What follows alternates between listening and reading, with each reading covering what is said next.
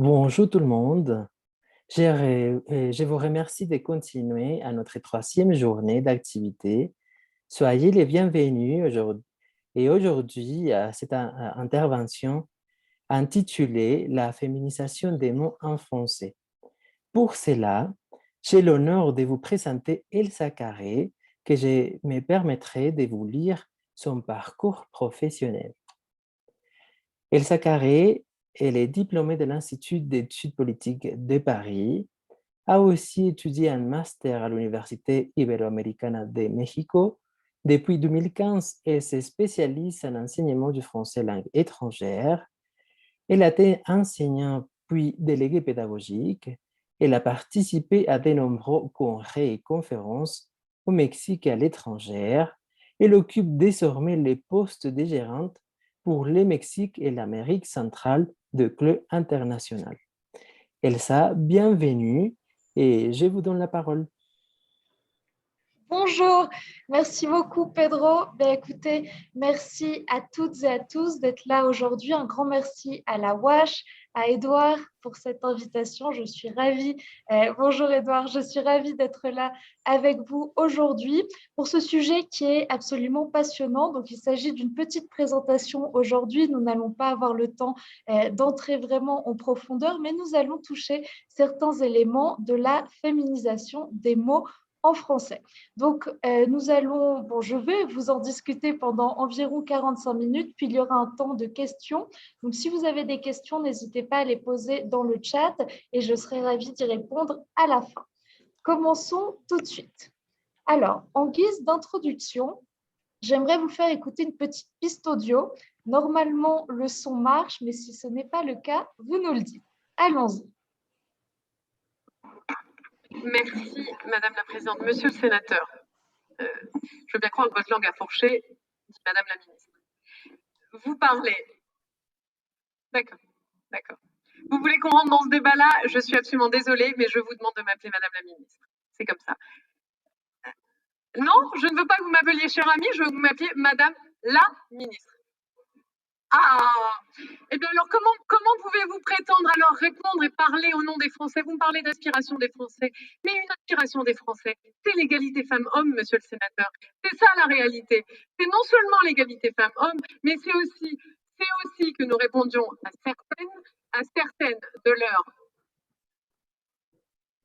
Mais je fais comme vous. Parfois, je profite d'une tribune pour parler d'un tout autre sujet. Et en l'occurrence, là, il est ancré dans la réalité, monsieur le sénateur, je vous demande de m'appeler Madame la Ministre. Voilà, alors j'espère que vous avez pu écouter ce petit extrait. Donc vous avez ici dans la diapositive l'explication. Il s'agit de Brune Poirson qui demande à un sénateur de l'appeler Madame la Ministre et non pas Madame le Ministre. Et il s'agit en France d'un débat qui existe depuis très longtemps et qui en 2018, donc il y a moins de 3 ans, était toujours d'actualité. Cela nous sert d'introduction pour ce thème de la féminisation des mots en français. Alors, aujourd'hui, nous allons voir 3 petites parties. La première va être comment féminiser les mots en français. Puis, nous allons revenir sur un peu d'histoire. Et finalement, nous allons nous interroger sur les perspectives en 2021. Alors, comment féminiser les mots en français? Donc, nous allons particulièrement nous intéresser, aussi bien pour cette partie que pour tout le reste de la présentation, au cas des noms de métiers et des titres. Alors, un petit rappel pour vous dire que dans le monde anglophone, la tendance en ce moment n'est pas tellement à la féminisation, sinon plutôt à la neutralisation.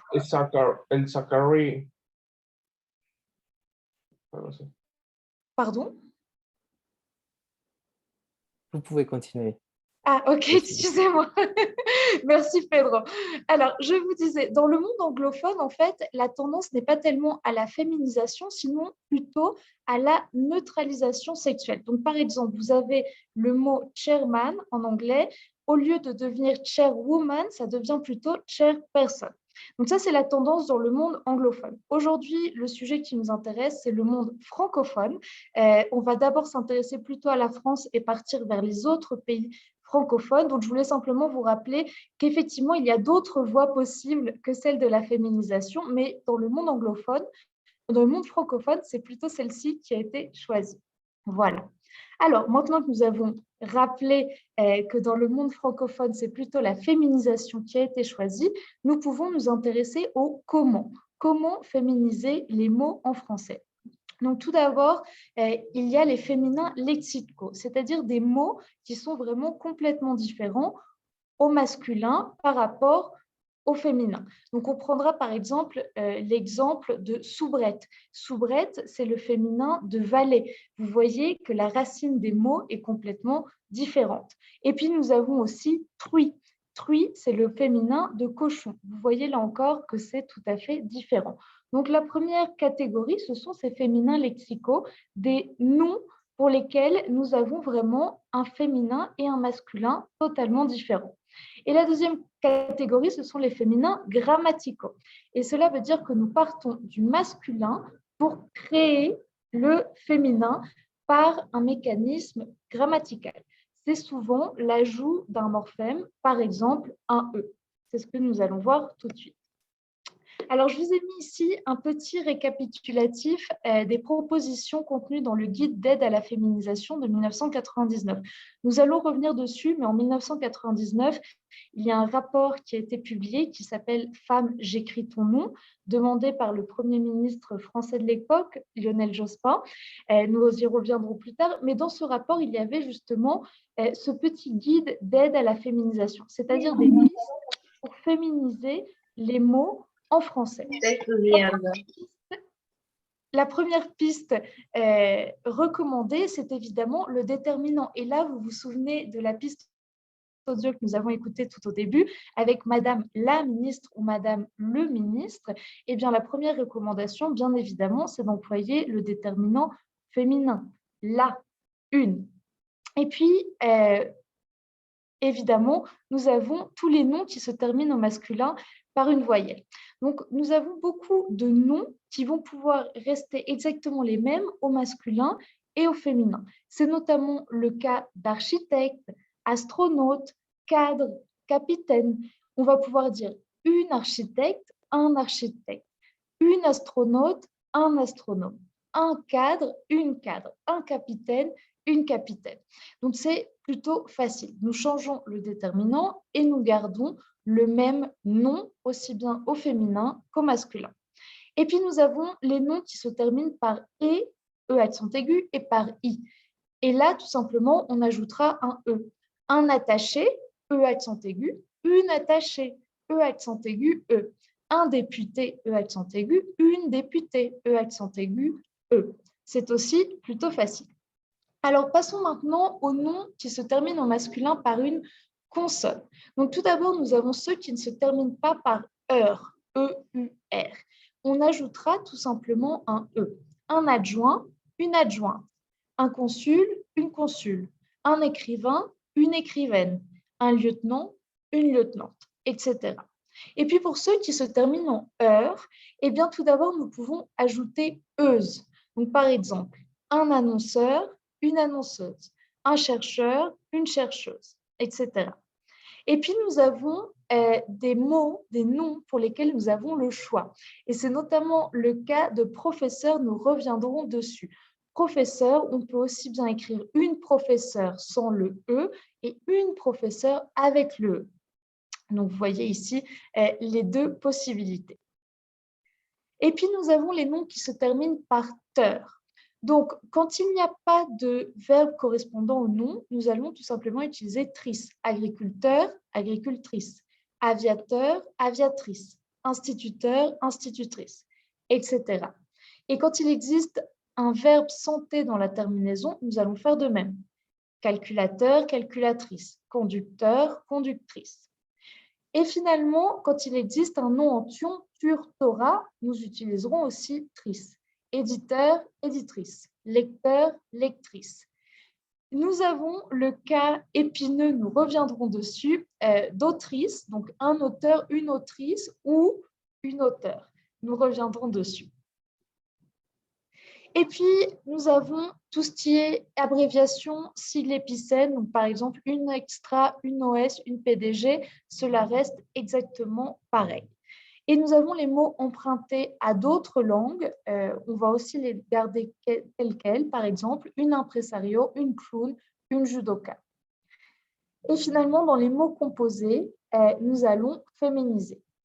Un ajusteur-outilleur, une ajusteuse-outilleuse. Un haut fonctionnaire, une haute fonctionnaire. Un premier ministre, une première ministre. Voilà. Donc avec ça, nous avons fait un petit tour de comment féminiser. Donc vous voyez, il n'y a pas une règle unique de comment féminiser un mot.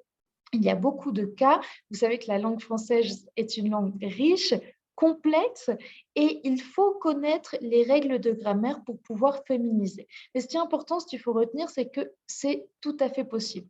Il faut s'intéresser à la structure grammaticale, il faut s'intéresser aux règles grammaticales en français, mais il n'y a aucun problème. Nous pouvons féminiser les mots du masculin au féminin. Parfois, le mot reste le même, parfois il change, mais il existe toujours la possibilité de désigner aussi bien un homme qu'une femme. Voilà, avec cela, nous terminons notre première partie. Évidemment, si vous avez des questions, n'hésitez pas à les poser dans le chat et nous allons plonger dans la deuxième, un peu plus longue, qui est celle de l'histoire de la féminisation des mots. Alors tout d'abord, j'aimerais vous demander de prendre une minute pour réfléchir. Est-ce que vous pensez que la féminisation des mots en français est un phénomène nouveau? Alors, je vous laisse réfléchir chacun. Je vois que nous sommes 59 participants. Donc, prenez le temps de penser. Est-ce que pour vous, c'est quelque chose de récent, peut-être lié aux revendications féministes qui sont de plus en plus présentes, ou est-ce que c'est quelque chose de très ancien? Alors, je vais me permettre de regarder dans le chat si nous avons des commentaires. Alors, si vous voulez le mettre dans le chat, allez-y. Et sinon, réfléchissez. Est-ce que c'est quelque chose de nouveau ou est-ce que c'est quelque chose d'ancien, voire très ancien? Alors, une fois que vous avez réfléchi, eh bien, nous allons continuer et je vais tout de suite vous donner la réponse. La féminisation des mots, s'agit-il d'un phénomène nouveau? Non, non, absolument pas. C'est même quelque chose de très ancien, quelque chose de tellement ancien que ce phénomène existait avant le français, puisque, vous le savez, le français vient du latin.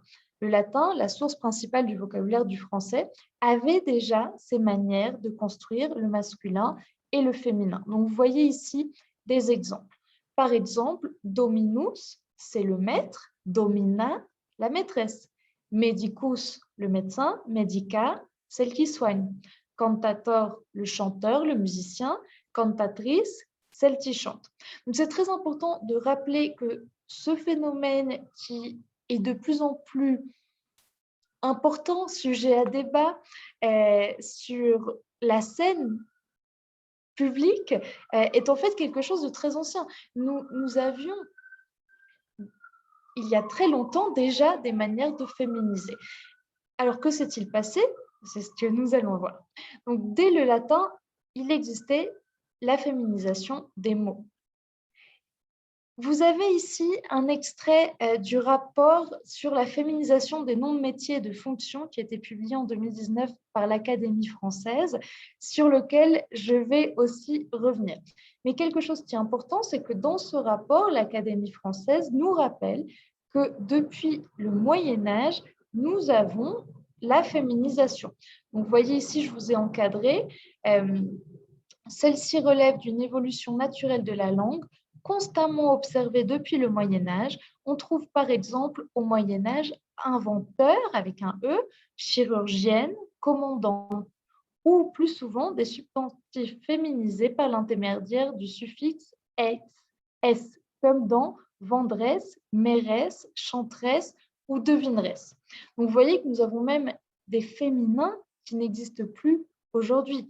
Mairesse, par exemple, est un mot qu'on n'utilise plus aujourd'hui en français. Alors, je regarde, je vois qu'il y a des... Parfait, je vois un commentaire excellent, merci beaucoup. Donc, vous voyez, c'est très important de rappeler que depuis très, très longtemps, la féminisation existe. Elle existait déjà dans le latin et en français. Depuis le Moyen-Âge, elle est présente. Et l'Académie française l'a bien rappelé dans son rapport de 2019. Alors, que s'est-il passé? C'est un sujet sur lequel je ne vais pas trop approfondir. Je vous conseille, si vous ne l'avez pas vu, la conférence de Yannick Chevalier dans ce même festival, Lengua y Cultura Fest, qui a été donnée lundi, qui est absolument excellente et qui revient un peu plus en profondeur sur ces thèmes de l'histoire de la féminisation. Mais sachez en tout cas qu'à partir du XVIIe siècle, on note un recul, c'est-à-dire qu'on a arrêté de considérer le féminin des noms de beaucoup de métiers. On a vraiment eu cette idée que ces métiers étaient réservés aux hommes et donc il n'y avait pas besoin de leur donner un féminin. Ou alors même si les femmes occupaient ces fonctions, elles n'avaient pas besoin d'un féminin. Donc en fait, on constate un recul de la féminisation à partir du XVIIe siècle. Et il faudra attendre en France les années 1980 pour que le débat reprenne. Donc, dans les années 1980, il y a beaucoup de personnes qui demandent à ce qu'on remette la féminisation des noms de métiers et de titres au centre du débat et que vraiment on prenne en compte ces besoins de la part des femmes. Puisque les femmes exercent ces métiers, qu'elles ont des aspirations à les exercer, pourquoi n'existe-t-il pas un moyen de qualifier ces métiers et de s'adapter à elles? Et cela nous amène à l'année 1999. Je vous parlais déjà du rapport Femmes, j'écris ton nom, qui a été préfacé par le Premier ministre de l'époque, Lionel Jospin. Alors, je vous montre tout de suite le titre de ce rapport. Donc, vous voyez, Femmes, j'écris ton nom, guide d'aide à la féminisation des noms de métiers, titres, grades et fonctions. C'est de ce rapport que j'ai tiré ce que nous voyons dans la première partie, c'est-à-dire comment féminiser les mots en français. Alors, je vous lis une partie de la préface. Le présent guide, rédigé par l'Institut national de la langue française, montre que, contrairement à certaines idées reçues, il n'y a pas de difficulté à féminiser la plupart des métiers, grades, titres et fonctions. Il y en a d'autant moins que le français l'a fait couramment jusqu'au siècle passé. Je suis convaincue que ce guide sera utile à tous ceux qui souhaitent faire avancer la cause de la féminisation. D'ores et déjà, avec l'aide des médias qui ont assimilé son sens, cette démarche progresse et les querelles sur le ou la ministre, lorsqu'une femme occupe ces fonctions, appartiendront bientôt au passé.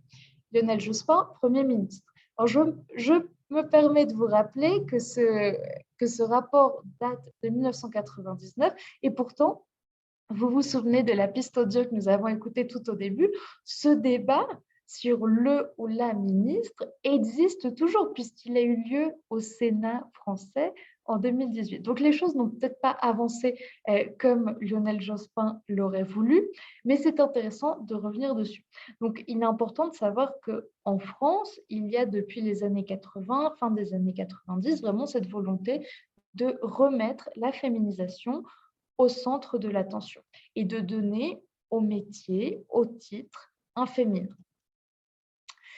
Et alors, je vous parlais, donc on fait un petit saut, 20 ans plus tard, nous étions en 1999, nous passons désormais en 2019.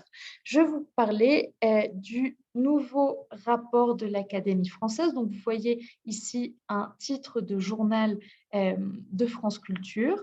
Vous voyez « Féminisation des noms, petite révolution à l'Académie française » et ça date du 28 février 2019. Donc, je vous lis ici, procureur, informaticienne, auteur ou autrice, l'Académie française a adopté jeudi à une large majorité un rapport sur la féminisation des noms de métiers, soulignant qu'il n'existait aucun obstacle de principe et pas question de liste exhaustive de ces nouveaux noms féminins. Voilà, donc je vous en parlais déjà, ce rapport est quand même très important. On va le voir un peu plus en détail, mais même s'il ne donne pas une liste exacte de tous ces noms de métiers et de titres sont de cette façon au masculin, de cette façon au féminin, il y a cette volonté, cette reconnaissance du besoin de la féminisation des mots. Alors, je vous ai mis ici des extraits de ce rapport. C'est un rapport, vous verrez à la fin la bibliographie, hein, tout ce que je vous mentionne vient dans la bibliographie et la plupart des documents sont disponibles sur Internet. Donc, notamment ce rapport, vous pouvez très bien vous le télécharger. Il doit faire une dizaine de pages, hein, ça n'a rien d'énorme et vous pouvez le lire, mais je vous en ai mis ici quelques extraits. Donc, s'agissant des noms de métiers, l'Académie considère que toutes évolutions visant à faire reconnaître dans la langue la place aujourd'hui reconnue aux femmes dans la société peuvent être envisagées, pour peu qu'elles ne contreviennent pas aux règles élémentaires et fondamentales de la langue, en particulier aux règles morphologiques qui président à la création des formes féminines dérivées des substantifs masculins. Alors, c'est très important. Donc, vraiment, cette volonté, il faut que la langue, et je fais à nouveau référence à ce que disait Yannick Chevalier lundi, parce que c'était vraiment le sujet de sa conférence et ça me semble passionnant, il faut que la langue reflète les évolutions que nous avons dans la société. Donc, si des métiers, des titres, des fonctions sont occupés par des femmes, il faut évidemment qu'il y ait un moyen de le dire. C'est quelque chose de très important. Et c'est fondamental que l'Académie française, qui est la plus haute institution en ce qui concerne la langue française, le reconnaisse et ait cette volonté de travailler dans ce sens. Et ce qui est important, et c'est pour ça que j'ai commencé la présentation par vous dire comment féminiser, parce que l'Académie nous rappelle bien, attention, on féminise, mais il faut respecter les règles de grammaire du français. Donc évidemment, on ne va pas féminiser comme on le souhaite. Il y a certaines règles à rappeler, ce sont celles que nous avons vues en première partie. Et je reviens sur ce point qu'on a déjà mentionné. Donc, la mission de l'Académie française n'est pas de dresser une liste exhaustive des noms de métiers et de leur féminisation inscrite dans l'usage ou souhaitable. Ce serait une tâche insurmontable, dans la mesure où les noms de métiers sont très nombreux et où nous traversons par ailleurs une période de transition sociale et d'évolution des usages. Or, il convient de laisser aux pratiques qui assurent la vitalité de la langue le soin de trancher. Elles seules peuvent conférer à des appellations nouvelles la légitimité dont elles manquaient à l'origine. Donc ici, c'est très clair, l'Académie nous dit, nous n'allons pas vous donner une liste, mais nous reconnaissons le besoin de féminisation et c'est l'usage qui va déterminer quel est le féminin à utiliser. Et nous avons des cas sur lesquels nous allons revenir. Donc là, par exemple, on reprend ce que je vous disais au début. Pour beaucoup de noms, en fait, il suffit tout simplement de changer le déterminant. On met un déterminant féminin et cela change du féminin au masculin. Vous voyez ici, c'est le cas pour architecte, artiste, juge, secrétaire, comptable, garde, gendarme, diplomate, ministre, maire, maître, etc. C'est-à-dire, bien souvent, ceux qui se terminent par un « e » muet. Et puis, on a, et je vous en parlais, le cas qui est appelé épineux par la propre Académie française du mot auteur. Un auteur, une autrice, auteur.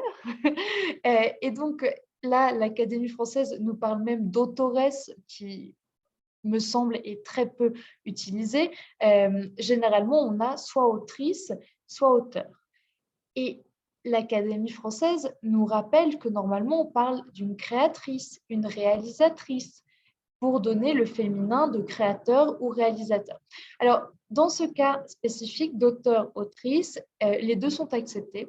Cela dépend beaucoup de la personne. Est-ce que l'autrice-auteur souhaiterait être appelée auteur-autrice? Mais c'est intéressant parce que vous voyez que ce thème de la féminisation génère beaucoup de questions. En tout cas, les deux sont acceptés et c'est important de le savoir. Voilà, donc sur ce, nous terminons cette petite partie historique. Alors évidemment, on a balayé des siècles d'histoire en quelques minutes, donc c'est important de savoir. Il existe depuis toujours une féminisation des mots et particulièrement des noms de métiers, des titres et des fonctions.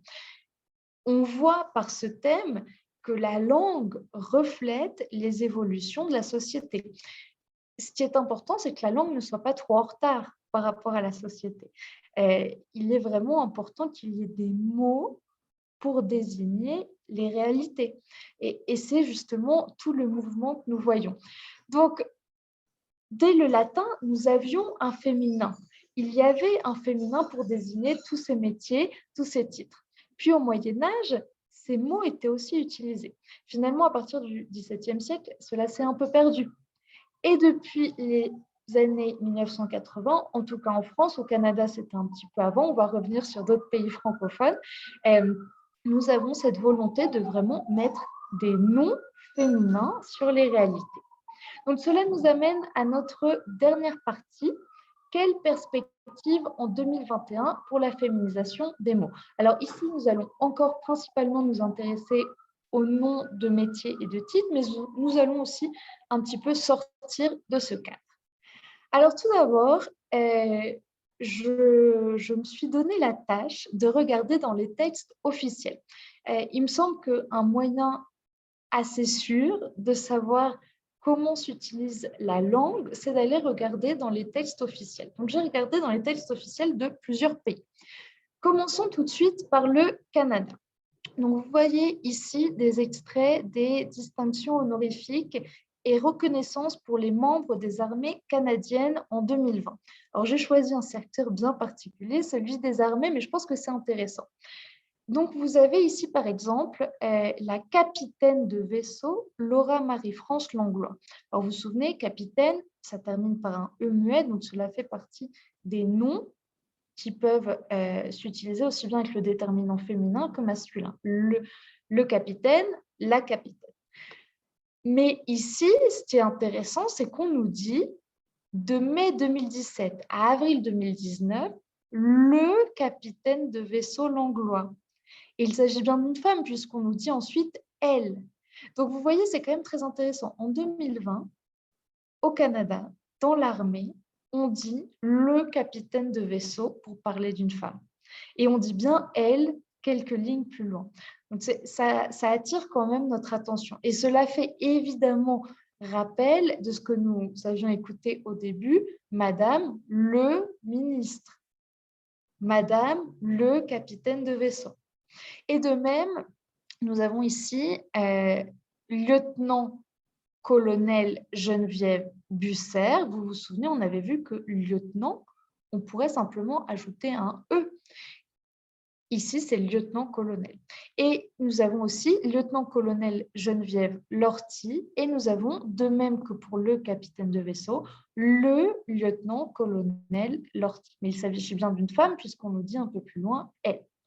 Donc, c'est quelque chose d'assez intéressant. Et on va revenir sur le cas du Canada parce que le Canada est bien avancé sur ce thème-là, mais vous voyez qu'en tout cas, pour ce qui est de l'armée, on continue à utiliser le déterminant masculin pour parler des femmes. Passons désormais à la France.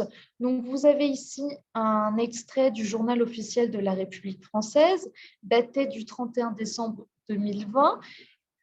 Si vous regardez sur Internet, vous verrez que c'est la date à laquelle on désigne beaucoup de nouveaux membres de la Légion d'honneur. Donc là, notamment, le 31 décembre 2020, la Légion d'honneur, qui est la plus haute distinction en France, a été décernée à 2 femmes, à d'autres personnes, mais notamment à 2 femmes. Donc, vous voyez ici, Madame Charpentier, Emmanuelle Marie, prix Nobel de chimie, microbiologiste. Alors, microbiologiste, ça termine par un E muet, le même mot pour le masculin et le masculin. Biochimiste, de même, E muet, et généticienne. Donc là, on a bien utilisé le féminin. On n'a pas utilisé généticien, on a utilisé généticienne. Et puis, nous avons finalement Madame Duflo, Esther Caroline, prix Nobel d'économie. Je pense que vous la connaissez, elle est très connue. Et on nous dit professeur d'économie du développement. Et vous voyez, professeur écrit sans le E. Alors, je vous rappelle qu'on a vu que professeur pouvait s'écrire au féminin aussi bien avec le E que sans le E. Mais c'est intéressant de voir qu'ici, pour la Légion d'honneur, on lui a écrit professeur sans le E. Je continue. Nous voyons ici le journal officiel d'Algérie. Donc là, nous avons un document qui date du 29 avril 2019. Et vous voyez ici, très intéressant, qu'on nous parle de la ministre de la Poste, des télécommunications, des technologies et du numérique. Donc en Algérie, en 2019, on ne dit plus le ministre, mais la ministre pour parler d'une femme. Et puis vous voyez un petit peu plus loin, Madame Hamidi Samira, représentante du ministre chargé de l'environnement, présidente. Donc ici aussi, on a bien utilisé le féminin. Voilà, donc on a fait un petit tour des textes officiels. Alors, le Canada, la France, l'Algérie, mais vous voyez des réalités très différentes. Dans le journal officiel d'Algérie, en 2019, on utilisait déjà le déterminant féminin et la féminisation des noms de métiers et de titres. En France, professeur, c'est écrit toujours sans le E, mais on a vu que c'était bien possible. Au Canada, dans l'armée, on utilise toujours le déterminant masculin. Si vous avez envie de regarder, vous verrez dans la bibliographie, je vous ai mis tous les liens, c'est passionnant. Vous pouvez regarder les journaux officiels de tout un tas de pays différents et voir, parce que souvent quand on donne des distinctions, on mentionne toujours les métiers et les titres des personnes qui reçoivent ces distinctions. Donc c'est très intéressant de regarder et de voir si le féminin est utilisé ou non. Voilà, donc ça c'était pour les textes officiels. Passons désormais à la presse. Alors, je vous avais dit qu'on reparlerait du Canada. Donc là, c'est un peu l'exemple contraire de ce qu'on a vu par rapport à l'armée canadienne. Donc ici, nous avons un article qui date de février 2019 et nous avons cette annonce très importante de la part du Montréal Campus. Donc Montréal Campus, c'est un journal étudiant plutôt important et qui en 2019 a pris cette décision très importante. Donc, je vous lis. La Société des rédactrices du Montréal Campus a récemment confirmé l'adoption d'une politique de féminisation des textes, une démarche qui se veut innovante, mais avant tout nécessaire, pour rétablir l'équilibre en matière d'égalité des genres. Cela fait donc quelques semaines que les lectrices et les lecteurs du journal indépendant de l'UQAM côtoient cette nouvelle politique rédactionnelle dans laquelle le masculin ne l'emporte plus systématiquement sur le féminin. Cette volonté de se sensibiliser aux réalités des intervenantes et des intervenants issus de la diversité sexuelle et d'adopter formellement une politique d'écriture épicène a fait l'objet de nombreux débats au Montréal Campus dans les dernières années. Maintenant en place, cette politique est appelée à évoluer selon les discussions et réflexions futures des artisanes et des artisans du journal. Donc, cela date de 2019 et j'ai été chercher un article récent du Montréal Campus pour regarder un petit peu ce que cela donne. Et vous voyez ici donc un article qui n'a absolument rien à voir, qui s'appelle « Repenser les espaces verts de Montréal », qui date, il me semble, de ce mois-ci ou du mois passé, enfin un article très récent. Et regardons un petit peu ce que cela veut dire, une politique active de féminisation pour les journalistes. Vous voyez ici les Montréalais et les Montréalaises. Vous voyez la professeure avec un E au département de stratégie. Des habitués, E accent aigu, entre parenthèses E, S. Les professeurs et professeurs, donc professeur RS et professeur RES, interrogés, E accent aigu, ES. Et puis plus loin, les professeurs R, E entre parenthèses, S. Donc, vous voyez, c'est vraiment très intéressant parce que cette politique choisie par le Montréal Campus se reflète dans tous les articles du journal. Et donc, les journalistes qui travaillent au Montréal Campus ont désormais ce réflexe de prendre en compte les femmes et les hommes et d'oublier la règle qui nous disait le masculin l'emporte sur le féminin. Donc, même s'il y a 10 hommes et une femme, on va prendre en compte la femme, aussi bien que les 10 hommes. Comme on le faisait avant, en se disant, bon, il y a 10 femmes et un homme, mais le masculin l'emporte, donc on va accorder au masculin. Donc c'est vraiment très intéressant. Si vous lisez des articles du Montréal Campus, vous verrez que dans tous les articles, nous prenons, enfin nous, les journalistes du Montréal Campus prennent en compte la féminisation. Donc, c'est quelque chose de très intéressant. Changeons de pays, partons au Cameroun. Donc là, je vous ai mis un extrait d'un article publié avant-hier, de même un sujet qui n'a absolument rien à voir. Pulcherie Gallet est une femme qui défend les droits civiques et qui a été inquiétée par la justice. Et vous voyez ici l'article, et je vous ai encadré cette partie-là. Interroger, donc au féminin, donc il s'agit bien d'une femme, interroger Maître Rosine Aka Serikpa, l'un des avocats de Pulcherie Gallet. Donc vous voyez, c'est quand même très intéressant. Des journalistes au Canada veulent prendre en compte la féminisation, et puis d'autres, vous voyez ici au Cameroun, ne le font pas forcément. Et finalement, je vous ai mis un article aussi très récent du journal Figaro, qui est un journal français, et vous voyez ici Daria, professeure de russe militante. Eh bien, professeur est écrit sans le. Alors j'insiste, on a vu que professeur était un cas particulier, mais c'est un choix. C'est toujours un choix. Est-ce qu'on choisit de l'écrire avec un E ou sans le E? Voilà. Donc vous voyez que aussi bien dans les textes officiels que dans la presse, il y a différentes manières de faire. Il n'y a pas un consensus international dans la francophonie sur ce que nous devons faire en termes de féminisation des mots. Je pense que des initiatives comme celle de l'Académie française poussent dans une certaine direction. Et cette direction, c'est évidemment de plus en plus prendre en compte le fait que le féminin existe dans la réalité et donc la langue doit le traduire. Et puis finalement, en toute dernière partie de cette présentation, je voulais vous parler du FLE. Donc le FLE, français langue étrangère, c'est le domaine que je connais le mieux. Pedro vous l'a dit au début, je suis la gérante pour le Mexique et l'Amérique centrale des éditions Clé Internationale. Et chez Clé Internationale, évidemment, nous prenons en compte la féminisation. Donc je voulais vous montrer comment cela se traduit dans nos manuels. Parce que, évidemment, ce sujet est à prendre en compte quand on enseigne le français. Pas seulement nous, comme francophones, qui consommons des médias francophones, qui pouvons interagir en français, mais nous devons aussi réfléchir à quelle vision de la langue nous souhaitons transmettre à nos apprenants. C'est fondamental. Et donc, vous voyez ici un extrait de notre méthode Premium 1 et vous voyez un exercice de vocabulaire parler de son travail. Et donc, on vous dit trouvez le féminin de ces professions. Placez-le dans le tableau selon la transformation. Et donc, vous avez auteur, et vous voyez que ici, chez Clé International, nous avons choisi auteur avec un E et non pas autrice, avocat, avocate, boulanger, boulangère, graphiste, pas de transformation, c'est le muet, informaticien, informaticienne, ingénieur, ingénieur avec le secrétaire, pas de transformation, serveur, serveuse, vendeur, vendeuse, technicien, technicienne.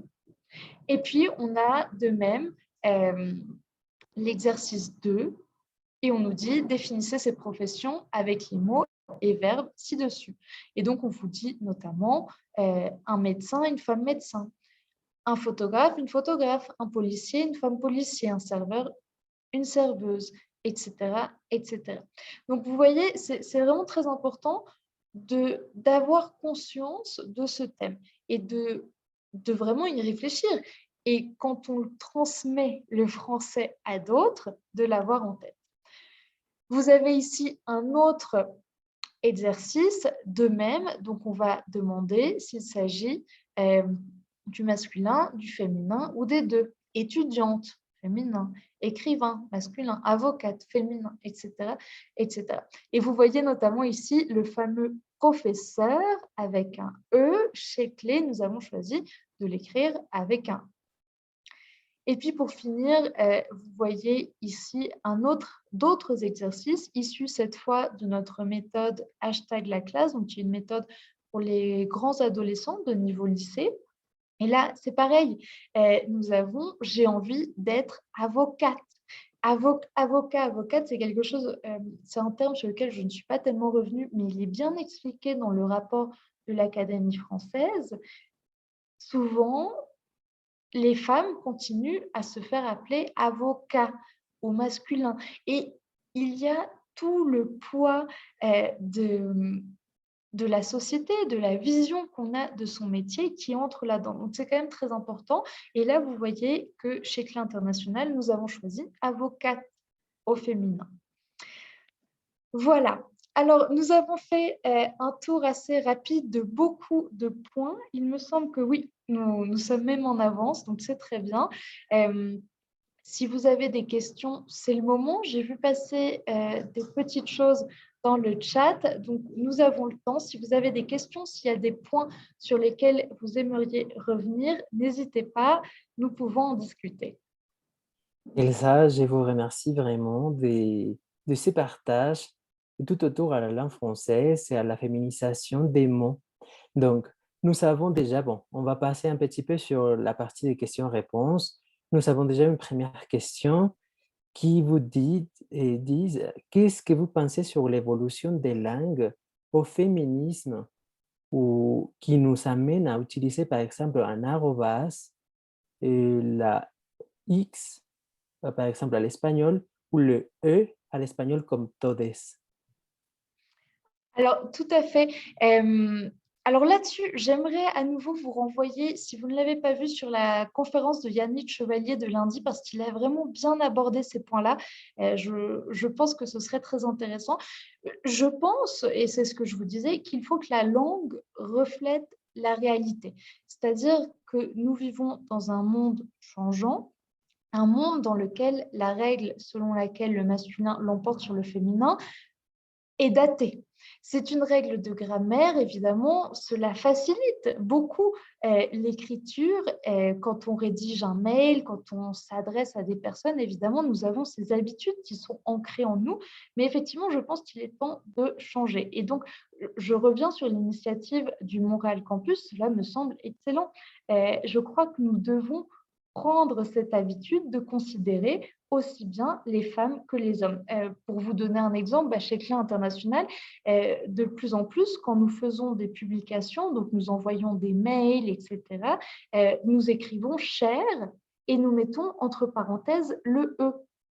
Chers collègues, donc nous écrivons C-H-E accent grave R, entre parenthèses le E, S, parce que nous savons que nous adressons aussi bien à des femmes que des hommes.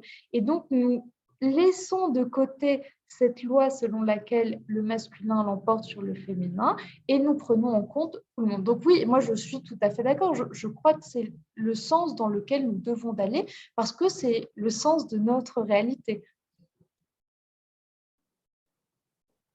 Merci. Et si vous avez plus de questions, vous pouvez monter sur scène. Sinon, vous pouvez écrire dans le chat. Sur le chat, nous avons deux commentaires de Vianney Mejia et Maricela Bautista qui vous donnent vos félicitations pour votre présentation, Elsa. Ah, merci beaucoup, c'est très gentil. Donc, j'imagine qu'il n'y a plus de questions. Il me reste de vous remercier une autre fois et pour votre intervention. Et nous vous invitons à continuer à nos activités du jour. Et je vous remercie. Merci beaucoup.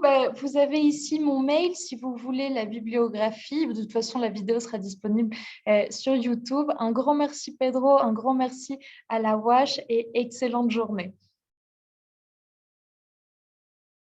À bientôt, au revoir. À bientôt, au revoir.